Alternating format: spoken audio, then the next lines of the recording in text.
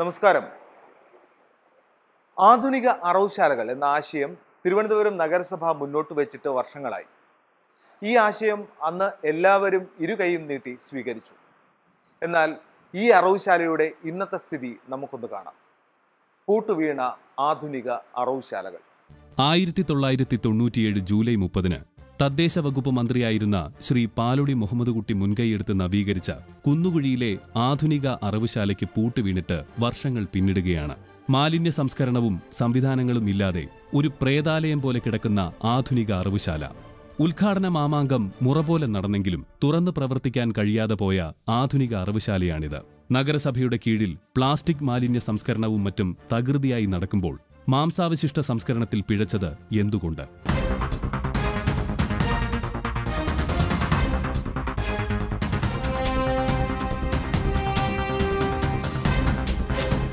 സ്മാർട്ടാകാനുള്ള പദ്ധതികളുമായി തലസ്ഥാനം മുന്നോട്ടു പോകുമ്പോഴും ആധുനിക അറവുശാല പേരിന് പോലും ഒന്നില്ല.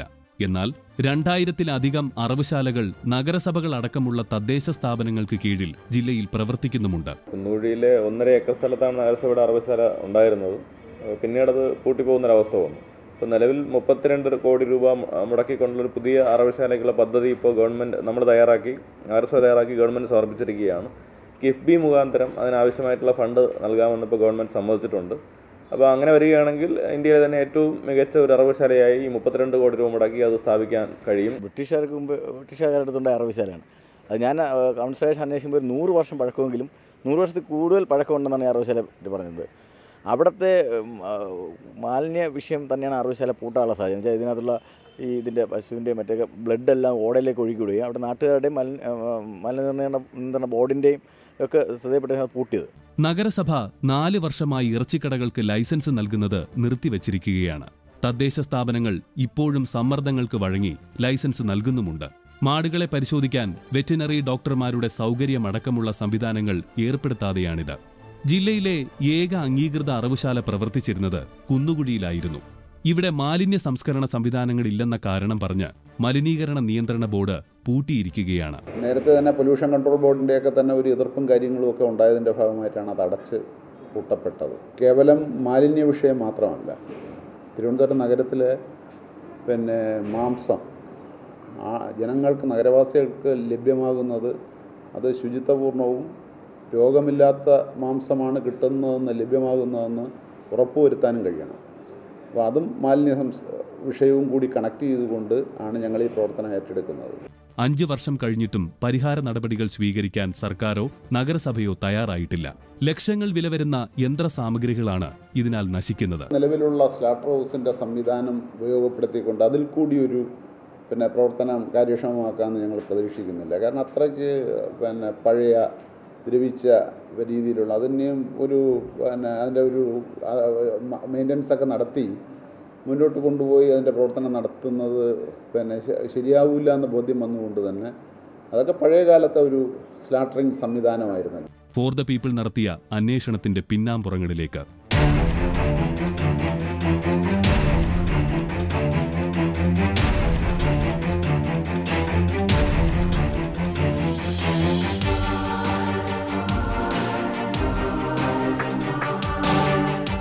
സർക്കാർ ഫണ്ട് അനുവദിക്കാൻ കാലതാമസം വരുത്തുന്നതാണ് പുനരുദ്ധാരണം വൈകിപ്പിക്കുന്നത്. പിന്നീട് 30 കോടി രൂപ മുടക്കി നവീകരണ പദ്ധതിക്ക് രൂപം നൽകിയിരുന്നു. 1.5 ഏക്കറിൽ പുതിയ അറവുശാല നിർമ്മിക്കാൻ ആസൂത്രണ ബോർഡിന്റെയും ശുചിത്വ മിഷന്റെയും അനുമതിയും ലഭിച്ചിരുന്നു.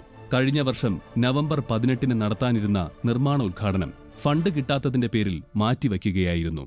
കഴിഞ്ഞ 6-7 മാസക്കാലമായി ഇതിൻ്റെ ഒരു പ്രവർത്തനത്തിനാവശ്യമായിട്ടുള്ള നടപടികൾ സ്വീകരിക്കാൻ അതിനാവശ്യമായിട്ടുള്ള ഏറ്റവും നവീന പ്രോജക്റ്റ് തയ്യാറാക്കിക്കൊണ്ട് മുന്നോട്ട് പോകുന്ന അവസ്ഥയാണ് നഗരസഭ സ്വീകരിച്ചിട്ടുള്ളത്. ഈ പുതിയ ഗവൺമെൻറ് വന്ന അവസരത്തിൽ തന്നെ സ്ലാട്ടർ ഹൗസ് നിർമ്മിക്കുന്നതിനാവശ്യമായിട്ടുള്ള ഫണ്ട് ലഭ്യമാകാൻ വേണ്ടിയുള്ള പ്രവർത്തനങ്ങളിൽ ഞങ്ങൾ ഊന്നൽ കൊടുത്തതാണ്. അപ്പോൾ അതിൻ്റെ പ്രവർത്തനം ഈ ബഡ്ജറ്റിൽ ഉൾപ്പെടുത്തിയിട്ടുണ്ട്. നഗരസഭയുടെ ഈ വർഷത്തെ ബഡ്ജറ്റിൽ 15 കോടി രൂപ സ്ലാട്ടർ ഹൗസിൻ്റെ നിർമ്മാണത്തിന് വേണ്ടി നീക്കിവെച്ചിരിക്കുകയാണ്.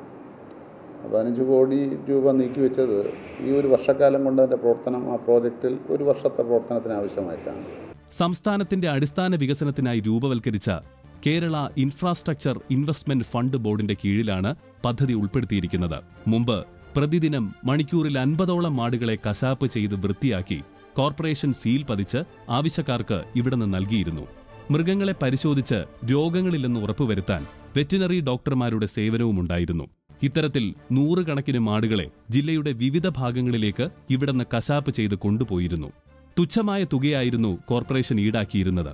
വൃത്തിയും ഗുണമേന്മയുമുള്ള ഇറച്ചി ഉപഭോക്താക്കൾക്ക് ഇതുമൂലം ലഭിച്ചിരുന്നു. അതേസമയം അറവുശാലയ്ക്ക് പൂട്ട് വീണതോടെ എല്ലാം തോന്നും പടിയായി. ഒരു ദിവസം എങ്ങനെ പോയിരുന്നാലും 500 തൊട്ട് 1000-നിടയ്ക്ക് മാടുകൾ ഇവിടെ അറക്കാൻ സാധിക്കും. അത്രയ്ക്കും മാട് ഇന്ന് അറക്കുന്നുണ്ട്. ശനിയും ഞായറും ഒഴിച്ചുള്ള ദിവസത്തെ കാര്യമാണ് പറയുന്നത്. അപ്പം അങ്ങനെ അറക്കാൻ ഇവിടെ തുറന്ന് വരികയാണെന്നുണ്ടെങ്കിൽ കുറഞ്ഞതൊരു 10,000 കുടുംബത്തിന് ഇത് വെച്ചാണ് ജീവിച്ചുകൊണ്ടിരുന്നത്. ഇപ്പോൾ ഇത് അടച്ചതിന് ശേഷം ആ ഒരു ബുദ്ധിമുട്ട് നമ്മൾ കാണും. നമ്മളെ കുടുംബത്തിൽ തന്നെ 10-15 പേര് ഈ അറവുശാല വിശ്വസിച്ചാണ് നമ്മൾ ജീവിച്ചുകൊണ്ട് പോകുന്നത്. ഇത് പെട്ടെന്ന് സാഹചര്യത്തിൽ കൂട്ടിയത് നമുക്ക് തന്നെ ഒരു വിഷമം കണക്കാണ് ഉള്ളത്. അവിടെ എല്ലാവർക്കും അറിയാം, ഈ അംഗൻവാടി അറിയാം, നമ്മൾ 24 മണിക്കൂർ ഈ വിശ്വസിച്ചാണ് നമ്മൾ ജീവിച്ചു പോകുന്നത്. ഇത് വല്ലാത്ത ഇതായിപ്പോൾ ഇത് കൂട്ടിയ കാര്യം.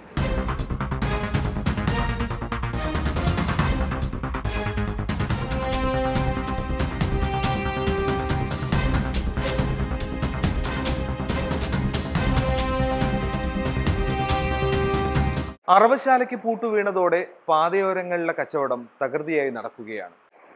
വൃത്തിഹീനമായ സാഹചര്യത്തിലാണ് ഈ കച്ചവടം നടക്കുന്നത് എന്ന് പറയാതെ വയ്യ. അനധികൃത അറവുശാലകളുടെ എണ്ണവും വർദ്ധിച്ചു. വിശേഷ ദിവസങ്ങളിലും അല്ലാതെയും ജില്ലയിൽ ലക്ഷങ്ങളുടെ ഇറച്ചി കച്ചവടമാണ് നടക്കുന്നത്. ഹോട്ടലുകൾ അടക്കം വാങ്ങുന്നത് വേറെയും. എന്നാൽ ഗുണമേന്മയുള്ള ഇറച്ചി ഉപഭോക്താക്കൾക്ക് ലഭിക്കണമെന്ന കാര്യത്തിൽ നിസ്സംഗതയാണ് സർക്കാരും കോർപ്പറേഷനും സ്വീകരിക്കുന്നത്.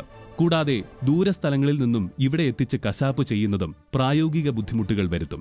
എല്ലാ തദ്ദേശ സ്ഥാപനങ്ങൾക്ക് കീഴിലും ആധുനിക അറവുശാലകൾ വരുന്നതാണ് ഏക പരിഹാരം. ഒപ്പം അറവു മാലിന്യ പ്രശ്നം ഒരു പരിധിവരെ പരിഹരിക്കാനും ഇതിലൂടെ കഴിയും. ആധുനിക സംവിധാനത്തോടു കൂടിയുള്ള അറവുശാലയാണ് ഇപ്പോൾ നിലവിൽ ഉദ്ദേശിക്കുന്നത്. ഏകദേശം 35 കോടിയോളം രൂപയാണ് അതിനാണ് ചിലവഴിക്കാൻ വേണ്ടി ഒരു പ്രോജക്റ്റ് തയ്യാറാക്കി. അതിന് മേയറും ഹെൽത്ത് ചെയർമാനും അതിന് വ്യവസായ കമ്മിറ്റി ചെയർമാനും 3 പേരും ആത്മാർത്ഥമായി തന്നെ അതിനകത്ത് സജീവമായി അവിടെ വരികയും മേയറും ഹെൽത്ത് ചെയർമാനും വ്യവസായ കമ്മിറ്റി ചെയർമാനും അവിടെ സ്ഥലം വരികയും സ്ഥലം സന്ദർശിക്കുകയും അതിന് വേണ്ടിയിട്ടുള്ള വിദഗ്ധ സംഘം അവിടെ വരികയും അതിൻ്റെ പ്രോജക്റ്റ് തയ്യാറാക്കി എല്ലാം ആയിരിക്കുകയാണ്. തെരുവുകളിലിട്ടാണ് ഇത് അറക്കുന്നത്. അത് ചത്തതാണോ അല്ലെങ്കിൽ രോഗം ബാധിച്ചതാണോ എന്ന് അറിയുന്നില്ല. മാർക്കറ്റിൽ വരുമ്പോൾ അത് വാങ്ങിച്ച് ഭക്ഷിക്കുന്നു ആൾക്കാർ.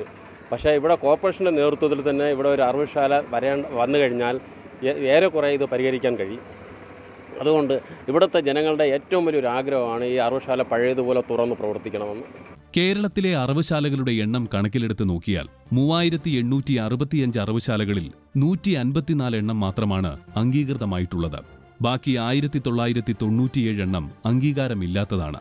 ബാക്കിയുള്ള 1714 എണ്ണം വെറും ഷെഡുകളാണെന്ന് പറയപ്പെടുന്നു. തുറന്ന സ്ഥലത്ത് മാംസം ഇങ്ങനെ കെട്ടിത്തൂക്കുന്നത് മൂലം അന്തരീക്ഷത്തിലുള്ള പൊടിയും അതുപോലെ തന്നെ മറ്റു മാലിന്യങ്ങളും ഈ ആഹാരസാധനത്തിൽ വന്നു ചേരാനുള്ള സാധ്യതയുണ്ട്.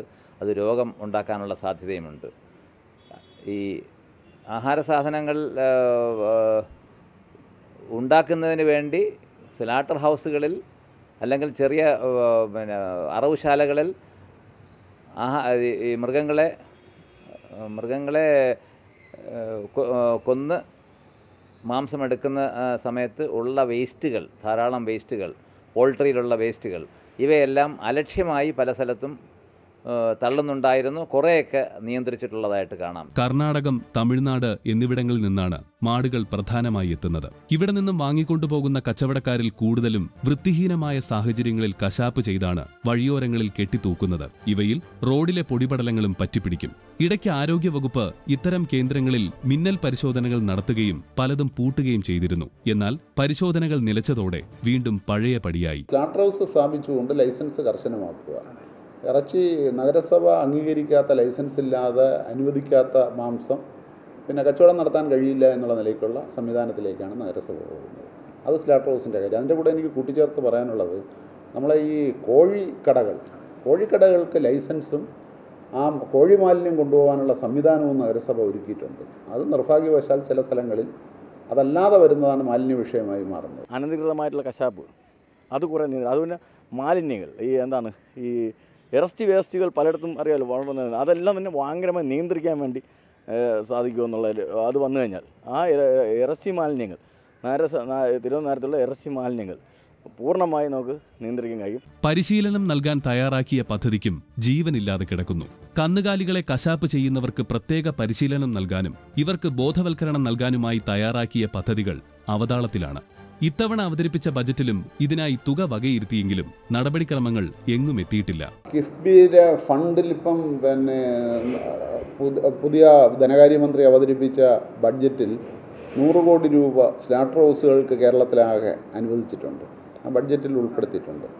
അത് കിട്ടിയാലും കിട്ടിയില്ലെങ്കിലും ഞങ്ങൾ ആദ്യം ശ്രമിച്ചത് നഗരസഭയുടെ ഇവിടെ പുതിയ നഗരസഭാ ഭരണ അധികാരത്തിൽ വന്ന ശേഷം ഈ കേരള നിയമസഭയിലേക്ക് തിരഞ്ഞെടുപ്പ് നടക്കുന്ന ഘട്ടത്തിൽ ഒരു 500 കോടി രൂപയുടെ മിച്ച ഫണ്ട് നമുക്ക് കിട്ടാൻ സാധ്യതയുണ്ടായിരുന്നു. കേരളത്തിലാകെ മിച്ചം വന്നിട്ടുള്ള പ്രോജക്റ്റുകൾ നടപ്പിലാക്കാത്തതിൻ്റെ ഭാഗമായി വന്നിട്ടുള്ള മിച്ച ഫണ്ട് അതിൽ നിന്ന് ഇതിൽ ഉൾപ്പെടുത്തി തരാമെന്നുള്ള പ്ലാനിംഗ് കമ്മിറ്റിയുടെ തീരുമാനം വന്നു കഴിഞ്ഞതാണ്.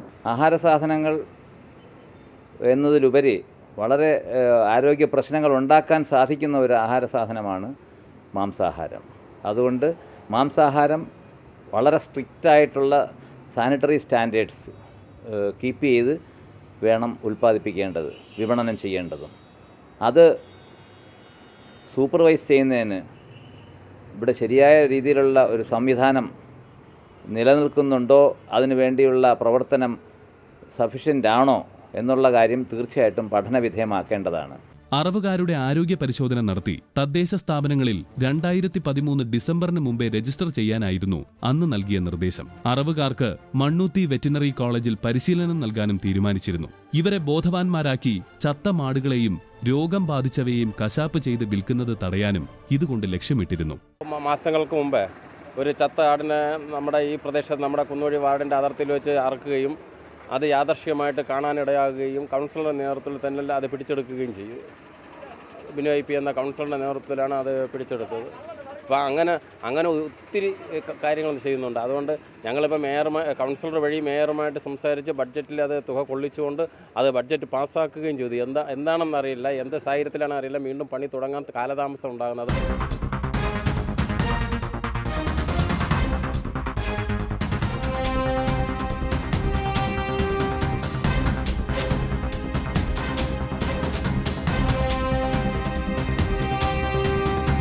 ആധുനിക അറവുശാല സ്ഥാപിച്ചപ്പോൾ ലക്ഷക്കണക്കിന് രൂപയുടെ യന്ത്രങ്ങൾ സ്ഥാപിച്ചു.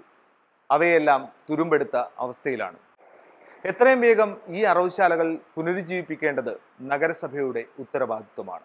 പ്ലാന്റ് നവീകരണം യാഥാർത്ഥ്യമാക്കണമെന്നാണ് നാട്ടുകാരുടെ ആവശ്യം. കുന്നുകുഴിയിലെ അറവുശാല പുനരുദ്ധാരണം യാഥാർത്ഥ്യമായാൽ 1 മണിക്കൂറിൽ 60 കന്നുകാലികളെയും 1 ഷിഫ്റ്റിൽ 300 ആടുകളെയും കശാപ്പ് ചെയ്ത് നൽകാൻ കഴിയും. അവശിഷ്ടങ്ങൾ സംസ്കരിക്കാൻ പ്രത്യേക പ്ലാന്റ് ഉണ്ടാകും. ഇറച്ചി അവശിഷ്ടങ്ങൾ പ്രോസസ്സ് ചെയ്ത് മറ്റ് മൃഗങ്ങൾക്ക് ഭക്ഷണമാക്കി മാറ്റാൻ സംവിധാനം. അറവുശാലയോട് ചേർന്ന് തന്നെ പരിശീലനം നൽകാൻ പ്രത്യേക കേന്ദ്രം. ഇറച്ചി ചില്ലറ വിൽപ്പന നടത്താൻ പ്രത്യേക സ്റ്റോളുകൾ ഉൾപ്പെടെ അത്യാധുനിക ഫ്രീസർ. അറവുശാലകളിലെത്തുന്ന മാടുകളെയും ആടുകളെയും പരിശോധിക്കാൻ ഡോക്ടർമാരുടെ സേവനം. അറവുശാലകളിൽ എത്തിച്ച് കശാപ്പ് ചെയ്ത് നഗരസഭയുടെ സീൽ പതിച്ച ഇറച്ചി മാത്രമേ പിന്നീട് എവിടെയും വിൽപ്പന നടത്താൻ കഴിയൂ. ഇവയൊക്കെയാണ് പ്ലാന്റ് നവീകരണം യാഥാർത്ഥ്യമായാൽ പൊതുജനങ്ങൾക്ക് കിട്ടുന്ന ഗുണങ്ങൾ. പുതിയതായി പണിയാനാണ് നമ്മളിപ്പോൾ ഉദ്ദേശിക്കുന്നത്. അപ്പം പഴയ കെട്ടിടം നമുക്കത് മാറ്റേണ്ടി വരും. അപ്പോൾ ഒന്നേന്ന് ഈ പറഞ്ഞ പോലെ പൊല്യൂഷൻ കൺട്രോൾ ബോർഡിൻ്റെ നിന്നും ശുചിത്വ മിഷൻ്റെ നിന്നും ഒക്കെ സാങ്ഷനും മറ്റ് ബന്ധപ്പെട്ട രേഖകളൊക്കെ വാങ്ങേണ്ടതായി വരും. അതിൻ്റെ നടപടി ഇപ്പോൾ നടന്നു വരികയാണ്. ഈ കിഫ്ബിയിൽ നിന്നും പണം ലഭിക്കുന്ന കാര്യത്തിലൊരു തീരുമാനം ഗവൺമെൻറ് വന്നു കഴിഞ്ഞാൽ പിറ്റേന്ന് തന്നെ നമുക്ക് നടപടി ആരംഭിക്കത്തക്ക നിലയിലുള്ള DPR ഉൾപ്പെടെ നമ്മൾ പ്രിപ്പയർഡാണ്. ധാരാളം സ്ലാട്ടർ ഹൗസുകൾ വളരെ സാനിറ്ററി സ്റ്റാൻഡേർഡ്സ് കീപ്പ് ചെയ്ത് മൃഗങ്ങളുടെ ഇറച്ചി വിപണനം ചെയ്യുന്നതിന് ഉണ്ടാക്കി കൊടുക്കേണ്ട ബാധ്യത സർക്കാരിനുണ്ട്. അത് നിർവഹിക്കുന്നില്ല എന്നുള്ളതാണ് മനസ്സിലാവുന്നത്. മാലിന്യ സംസ്കരണ കാര്യത്തിൽ നമ്മുടെ സംവിധാനങ്ങൾ ഏതാണ്ട് പൂർണ്ണ പരാജയം തന്നെയാണ്. അറവുശാലകളിലെയും മറ്റും മാംസാവശിഷ്ടങ്ങൾ തള്ളുന്നത് പൊതുസ്ഥലങ്ങളിൽ തന്നെയാണ്. നിലവിൽ സ്ലാട്ടർ ഹൗസ് ഇല്ല എന്നതുകൊണ്ട് തന്നെ നഗരസഭ ഇപ്പോൾ ചെയ്തിരിക്കുന്ന സംവിധാനം നമ്മളൊരു ഏജൻസിയുമായി കരാറപ്പെട്ടിട്ടുണ്ട്. അപ്പോൾ നഗരത്തിൽ എവിടെയൊക്കെ ഇറച്ചി കിട്ടുന്നുണ്ടോ അവർ ആ ഇറച്ചി മാലിന്യം ഈ ഏജൻസിയുമായി ബന്ധപ്പെട്ട് കൊടുക്കാൻ വേണ്ടി സാധിക്കും. ഇപ്പോൾ കിലോയ്ക്ക് ഇത്ര രൂപ എന്ന നിലയ്ക്ക് ആ മാലിന്യം അവരെടുക്കാൻ തയ്യാറാണ്. അപ്പോൾ അവർക്ക് കൊടുക്കാതെയാണ് ചില ഇറച്ചി വെട്ടുകാർ മറ്റുമൊക്കെ ഈ മാലിന്യം കൊണ്ട് റോഡ് തട്ടുന്ന സ്ഥിതിയുള്ളത്. അപ്പോൾ അത്തരക്കാരെ പിടികൂടുന്നതിന് വേണ്ടി എല്ലാ ഇറച്ചി വിൽപ്പനശാലകളിലും നമ്മളിപ്പോൾ ലോക്ക് ഷീറ്റ് വയ്ക്കുകയാണ്. അപ്പോൾ നഗരസഭയ്ക്ക് നേരിട്ട് ലൈസൻസ് ഉൾപ്പെടെയുള്ള സ്ഥലങ്ങളിൽ നഗരസഭ നേരിട്ട് ലോക്ക് ഷീറ്റ് കൊടുക്കുന്നു. ലൈസൻസ് ഇല്ലാതെ പ്രവർത്തിക്കുന്നതുകൊണ്ട് നമ്മളിപ്പോൾ കണ്ണടച്ച് പോയിട്ട് കാര്യമില്ല. അവർ ഈ ഏജൻസിയുമായി ഡയറക്റ്റ് ചെയ്തുകൊണ്ട് ആ മാലിന്യം എടുക്കുന്നുള്ള സംവിധാനം ഏർപ്പെടുത്തിയിട്ടുണ്ട്. ഒരു 30.2 കോടി രൂപയുടെ ഒരു പ്രോജക്റ്റാണ് ഞങ്ങൾ തയ്യാറാക്കിയിട്ടുള്ളത്. അത് ആ സ്ലാട്ടർ ഹൗസിൽ മാലിന്യവിമുക്തമായിട്ടുള്ള കാര്യങ്ങളും ഏറ്റവും നവീനമായിട്ടുള്ള ലോകോത്തര നിലവാരമുള്ള സ്ലാട്ടർ ഹൗസാക്കി മാറ്റുക എന്നുള്ള നിലയ്ക്കാണ് അത് ആ പ്രോജക്റ്റിൽ ഉൾപ്പെടുത്തിയിട്ടുള്ളത്. അത് ഫുള്ളി ഓട്ടോമാറ്റിക്കാണ്. മനുഷ്യരുടെ കൈയൊന്നും തന്നെ തൊടാതെ ഇതിനെ മാംസം എത്തിക്കുന്ന നിലയ്ക്കുള്ള സ്ലാട്ടർ ഹൗസിൻ്റെ പ്രവർത്തനം ആ രൂപത്തിൽ എത്തിക്കുന്ന രൂപത്തിലുള്ള ഫുള്ളി ഓട്ടോമാറ്റിക്കായിട്ടുള്ള സംവിധാനമാണ് ഉദ്ദേശിക്കുന്നത്. ശരാശരി മാംസ ഉപയോഗത്തിൽ ദേശീയ തലത്തിൽ തന്നെ ഏറെ മുന്നിൽ നിൽക്കുന്ന കേരളത്തിന് എന്തുകൊണ്ട് വൃത്തിയുള്ള ആധുനിക സൗകര്യങ്ങളും മാലിന്യ സംസ്കരണ ശേഷിയുള്ള അറവുശാലകളും സ്ഥാപിക്കാൻ സർക്കാരുകൾ മടി കാണിക്കുന്നു? ശുചിത്വബോധം എന്നത് സ്വന്തം മതിലിന് പുറത്തേക്ക് കൂടി വളർത്താൻ ഇനിയെങ്കിലും നാം ശീലിക്കണം. മാലിന്യ സംസ്കരണം എന്നത് നഗരസഭയുടെ മാത്രം ഉത്തരവാദിത്വമല്ല. അതിൻ്റെ ഉത്തരവാദിത്വം നിങ്ങൾക്ക് ഓരോരുത്തർക്കുമുണ്ട്. മാലിന്യങ്ങൾ വഴിവക്കിൽ വലിച്ചെറിയാതെ അതിനെ യഥാസ്ഥാനത്ത് സംസ്കരിക്കുമ്പോൾ മാത്രമാണ് ശുചിത്വമെന്ന യാഥാർത്ഥ്യം വെളിവാകുന്നത്. ഫോർ ദ പീപ്പിൾ മറ്റൊരു അന്വേഷണവുമായി അടുത്തയാഴ്ചയെത്തും. കേരളത്തിൽ അങ്ങോളം ഇങ്ങോളമുള്ള ജനങ്ങളെ ബാധിച്ചിരിക്കുന്ന വിഷയങ്ങൾ തേടിയുള്ള ഞങ്ങളുടെ അന്വേഷണ സംഘത്തിൻ്റെ യാത്ര തുടർന്നുകൊണ്ടേയിരിക്കുന്നു. അടുത്തയാഴ്ച കാണാം. അതുവരേക്കും നമസ്കാരം.